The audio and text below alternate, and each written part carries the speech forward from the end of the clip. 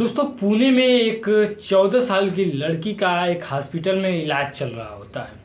और जो हॉस्पिटल है उसमें जो लड़की के देख रेख के लिए जो लोग लगाए, यानी जो नर्स हैं, जो डॉक्टर्स हैं, या जो स्टाफ है, या जो खाना देने वाला है, जो इसकी देखभाल करने वाला है, वह उनमें से कोई भी पुरुष नहीं है।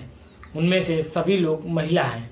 और पुरुष इसलिए नहीं है क्योंकि वो लड़की पुरुष शब्द से ही इतना उसकी धड़कनें बढ़ जाती है। उसकी जो इस कदर कह लीजिए कि जब वो पुरुष शब्द सुनती है तो उसकी जो सांसें हैं वो तेज हो जाती हैं, धड़कनें तेज हो जाती है, यानी कि पुरुष शब्द से वो बिल्कुल डरी और सहमी होती है।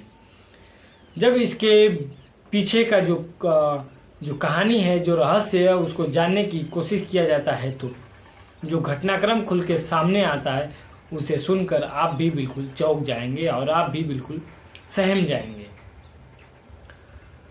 दोस्तों इस पूरे जो उस लड़की की जो पूरी कहानी है उसको हम कहानियों के माध्यम से पूरे घटनाक्रम को समझने का प्रयास करेंगे।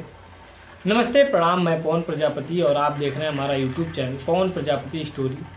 आपसे एक छोटी सी रिक्वेस्ट है कि आपने अभी तक हमारे चैनल को सब्सक्राइब नहीं किया है तो चैनल को सब्सक्राइब करना ना भूलें। दोस्तों आज की जो सच्ची घटना है उसकी शुरुआत होती है मुंबई के पुणे में। मुंबई के पुणे में एक बनवारी थाना क्षेत्र पड़ता है। वहाँ की एक लड़की जिसकी उम्र महज 14 साल होती है, वह लड़की अपने दोस्त से मिलने के लिए अपने घर से निकलती है और पूरे जो रेलवे स्टेशन है उसके बाहर वह खड़ी रहती है। इंतज़ार करते करते धीरे धीरे 10 बज जाता है और उस लड़की का जो वह फ्रेंड है वह नहीं आता है। और तभी वहाँ से एक ऑटो रिक्शा वाला, जिसकी उम्र तकरीबन 30 वर्ष बताई जाती है, वह ऑटो लेकर निकलता है और उस लड़की से पूछता है कि तुमको कहाँ जाना है। तो लड़की बोलती है कि हमें कहीं जाना नहीं, हम किसी का इंतज़ार कर रहे हैं, हम अपने फ्रेंड का इंतज़ार कर रहे हैं और वह आएगा तो हम दोनों जाएंगे। तो ऑटो वाला वहाँ से चला जाता है। उसके बाद 10 मिनट बाद वह फिर वापस आता है और कहता है कि तुम्हारा फ्रेंड तो उसे बाहर तुम्हारा इंतज़ार कर रहा है। मैंने उससे बात किया तो कहा कि हम अपनी इस लेट होने की गलती से शर्मिंदा हैं और आप उसे लेकर आओ। और ऑटो वाला उस लड़की को बोतल निकालता है, पानी देता है। वो पानी पीती है, उसके बाद उसे ऑटो के पास ले जाता है। वह लड़की उस बोतल को पानी पीने के बाद उसे कुछ चक्कर जैसा महसूस होता है। चक्कर जैसा महसूस इसलिए होता है क्योंकि उसमें कुछ नशीली दवाइयाँ डाल दी गई थी। जब वह लड़की लड़खड़ाकर चक्कर से ग्रस्त होकर गिरने ही वाली थी कि उस समय वह लड़का उसे ऑटो में ले जाकर बैठा चुका होता है और लड़की बिल्कुल बेहोशी की हालत में हो जाती है। अब वो ऑटो रिक्शा जो चालक है वह एक रूम में उसे ले जाता है और उसके साथ लगातार उसका शोषण होता है, शारीरिक शोषण होता है, बलात्कार होता है।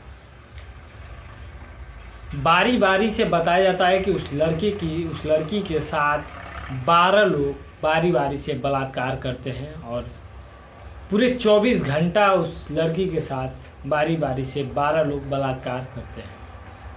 इस दौरान वह काफ़ी गुहार लगाती है, अपने जान की भीख मांगती है, लेकिन किसी को दया नहीं आती। वह खाना मांगती है, पानी मांगती है कि उसे पीने के लिए पानी दे दो, उसे बहुत तेज़ प्यास लगी है, लेकिन किसी का दिल नहीं पिघलता, किसी का दिल नहीं पसीजता। उसमें से एक युवक होता है, उसको दया आती है और वह उसे 24 घंटे बाद उसे मुंबई के दादर रेलवे स्टेशन पर उसे छोड़ देता है। वहाँ से छोड़ने के बाद वह चला जाता है।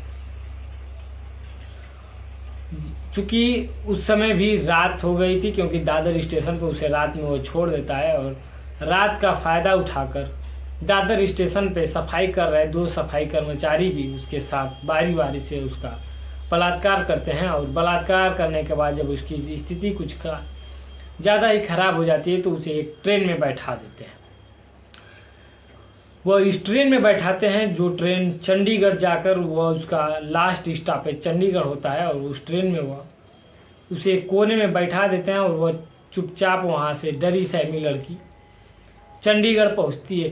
चंडीगढ़ पहुंचने यानी मुंबई के दादर से चंडीगढ़ पहुंचने में तकरीबन जितना समय लगा उतने समय में किसी की निगाह उस बच्ची पर पड़ी या नहीं पड़ी, या पड़ी तो लोग इग्नोर कर दिए।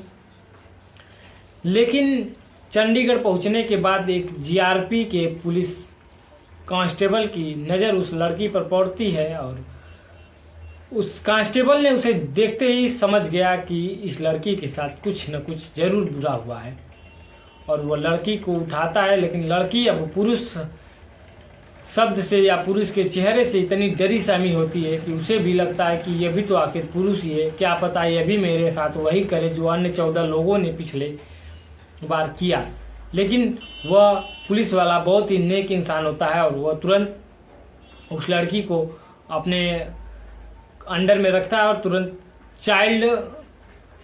चाइल्ड केयर सोसाइटी में एक महिला अधिकारी से संपर्क करता है, और उस महिला अधिकारी ने बिना समय बिताए वहाँ पर तत्काल पहुँचती है और उस लड़की को अपने पास लेती है और घंटे 2 घंटे उसे अपनी पास अपने प्यार में अपने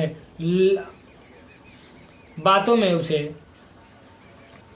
उसके ध्यान को अपनी तरफ आकर्षित करती है और एक माँ बेटी के संबंध को स्थापित करती है उस लड़की के साथ। उसके बाद उससे उसके बारे में जो उसकी साथ जो घटना घटित हुई उसे पूछती है, उसकी जानकारी लेती है। इस दौरान वो पुलिस कांस्टेबल और वो जो महिला अधिकारी होती है दोनों के आंखों में आंसू हो जाता है, दोनों रोने लगते हैं। क्योंकि रोने की बात और जिस भी लड़की के साथ ऐसी घटना हो और जो लोग उसे सुने तो कहीं ना कहीं कलेजा तो कट जाएगा और खून जो है बिल्कुल खौल जाएगा कि ऐसे दरिंदों को या तो उनकी ज़िंदगी ख़त्म कर दी जाए या उनको कानून का सहारा लेकर उसे कड़ी से कड़ी सजा दिया जाए।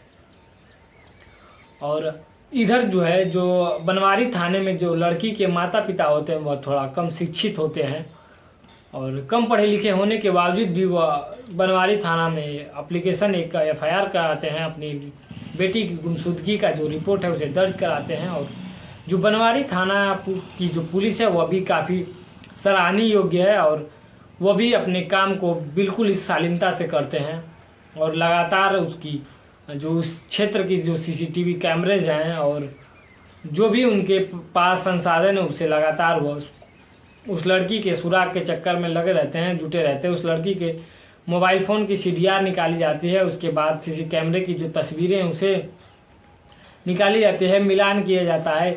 और इसी दौरान अन्य कई थानों में भी इसकी सूचना दे दी जाती है, तो पता चलता है कि नहीं वो लड़की मुंबई से अब चंडीगढ़ पहुंच चुकी है। और चंडीगढ़ पुलिस से जब बनवारी पुलिस जब संपर्क करती है तो उस लड़की को हवाई जहाज़ से बाकायदा उसे लेकर पुणे आया जाता है और उसे एक हॉस्पिटल में एडमिट कराने के बाद उसका जो इलाज है वो चलता है।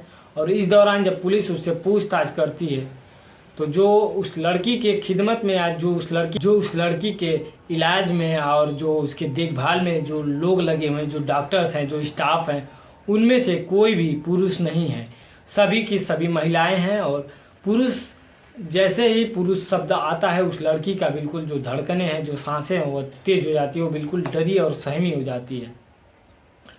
जब यह खबर लोगों के बीच आती है तो लोग बिल्कुल डरे सहमे होते हैं।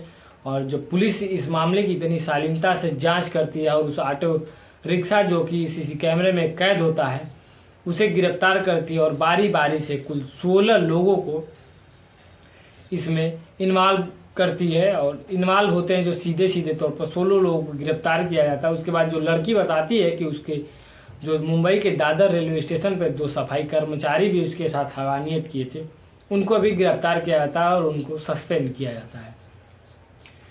इस तरीके से वो जो लड़की है उसके साथ न्याय होता है और पुलिस जो है अपने काम को इतनी शालीनता से करती है कि जो कि बहुत ही काबिल तारीफ है। और ऐसी घटना की जो खबर है वो सुनने के बाद लोग बिल्कुल सहम जाते हैं कि आखिर लोग हवस के चक्कर में किस प्रकार शैतान बने हुए घूम रहे हैं। तो आप ऐसी तमाम प्रक्रियाएं आने लगती हैं। दोस्तों, इस पूरे घटनाक्रम को सुनाने का उद्देश्य किसी को परेशान करना है, किसी की भावनाओं को ठेस पहुंचाना नहीं, बल्कि आप सभी को सतर्क करना और जागरूक करना है। क्योंकि घटना कब किसके साथ हो जाता है इसका किसी ने कल्पना भी नहीं किया है। और आप सभी जहाँ रहें मस्त रहें, स्वस्थ रहें, व्यस्त रहें और अपने का ख्याल रखें, अपने साथ साथ अपनों का भी ख्याल रखें।